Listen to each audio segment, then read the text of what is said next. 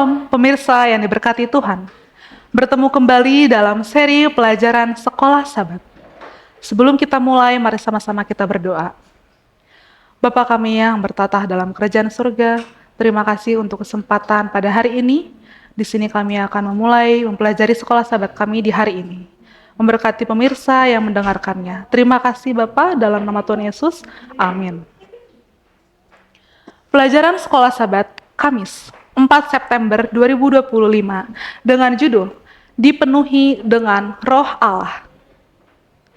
Tuhan menginstruksikan Musa mengenai setiap detail dalam persiapan untuk pelayanan di kemah suci.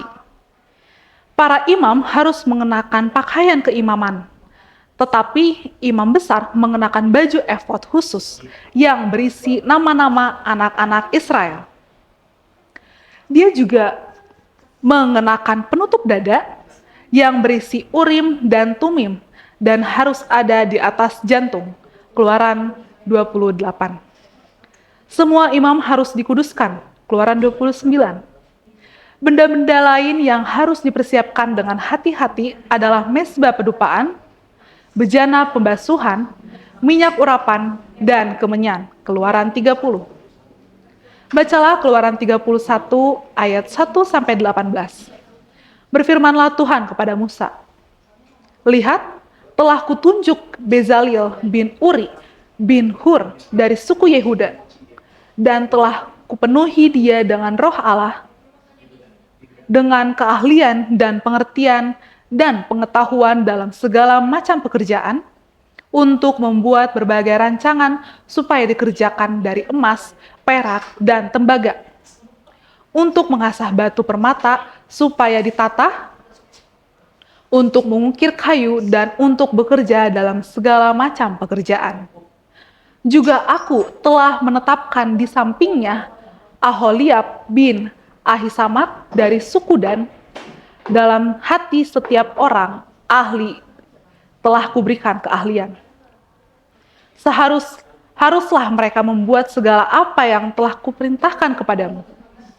Kemah pertemuan, tabut untuk hukum, tutup pendamaian yang terletak di atasnya, dan segala perabotan kemah itu, yakni meja dengan perkakasnya, kandil dari emas murni dengan segala perkakasnya, mezbah pembakaran ukupan, mezbah korban bakaran dengan segala perkakasnya, bejana pembasuhan dengan alasnya, pakaian jabatan, baik pakaian kudus kepunyaan Imam Harun, maupun pakaian anak-anaknya untuk memegang jabatan imam, minyak urapan dan ukupan dari wangi-wangian untuk tempat kudus.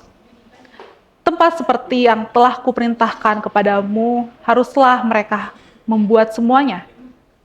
Berfirmanlah Tuhan kepada Musa, katakanlah kepada orang Israel demikian, akan tetapi hari-hari sabatku harus kamu pelihara. Sebab itulah peringatan antara aku dan kamu turun-temurun, sehingga kamu mengetahui bahwa akulah Tuhan yang menguduskan kamu. Haruslah kamu pelihara hari sabat, sebab itulah hari kudus bagimu. Siapa yang melanggar kekudusan hari sabat itu, pastilah ia dihukum mati. Sebab setiap orang yang melakukan pekerjaan pada hari itu, orang itu harus dilenyapkan dari antara bangsanya.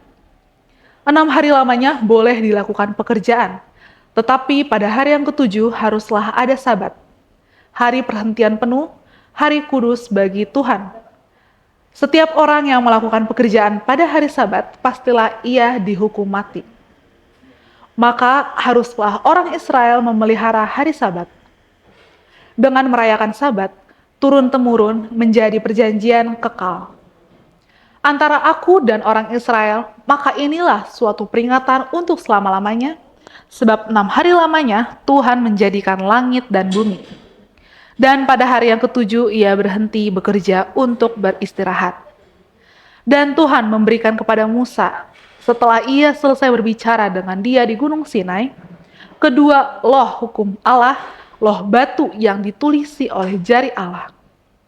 Bantuan khusus apakah yang Allah berikan sehingga semua detail kemah suci dan ibadah-ibadah yang terkait dapat dipersiapkan dan dibangun dengan cara yang indah dan tepat?